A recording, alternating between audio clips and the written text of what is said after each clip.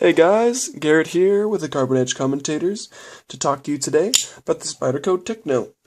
Now this little 5.98-inch knife is very handy. I have enjoyed carrying it for the past week or so. With a blade length of 2.55 inches and a cutting edge of 2.33 inches, you'd expect this to have some drawbacks, but I really think it is one of the better EDCs Spyderco makes, and it is very pricey. But the machining is wonderful, the steel is very nice. This Spyderco has probably one of the best fit and finishes of any I have owned. Just all around nice. The grinds are symmetric here, which is something you rarely see. The spacing is perfect on each side. Just really nice. So it's just about $200, but you can see it in this knife. Like I said, pretty beefy, 0.177-inch blade, pretty thick. The Paramilitary 2, it's a little bit thinner, and as you can see, quite a bit longer. Although, obviously, this isn't made for quite the same stuff. This is, while there are videos of people cutting down trees, I definitely don't recommend it. Now, it has a weight of 3.6 ounces. Which is just under the Paramilitary 2. The Paramilitary 2 is about 3.75 inches, and as mentioned previously, quite a bit larger. Although the skeletonized liners in G10 obviously weigh a lot less than the titanium scales on the Techno. So as you can see, it features a reeve integral lock, a tip-up reversible pocket clip, and a lanyard hole that can fit full 550 paracord, which is what I have on here. And I need it because it is a lot of where the grip comes from on the knife for me.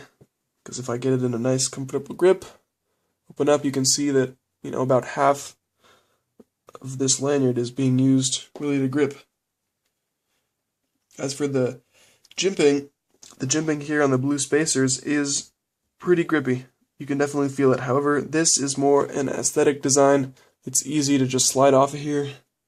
Definitely not something that I would trust if I really had to cut something. And while the pocket clip is reversible, if you were to use it left-handed, you would probably run into some problems deploying this, because the reeve integral lock definitely takes up a big part of the Spidey hole here, which is nice if you're right-handed. It's quite easy to dislodge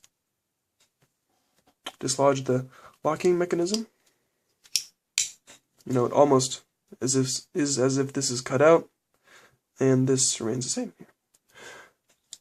Another thing of note is that while the action is super smooth, it is harder to flick out because of the way the scale is cut out here. The tendency on most Spydercos to flick them out, this is just going to go straight forward like that. For instance, the Spyderco goes straight out and easily deployed. Same with the Zulu here, straight out, no problem. This, you kind of just go straight onto the scale. So you do learn to get it out on usually the first time within a few days, but it's definitely something to notice. You do end up hitting your fingernail on this pointy part of the scale.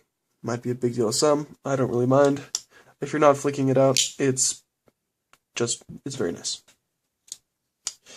So, to finish things off, I'd like to compare it to the Delica 4 here, which has a very similar blade length and size.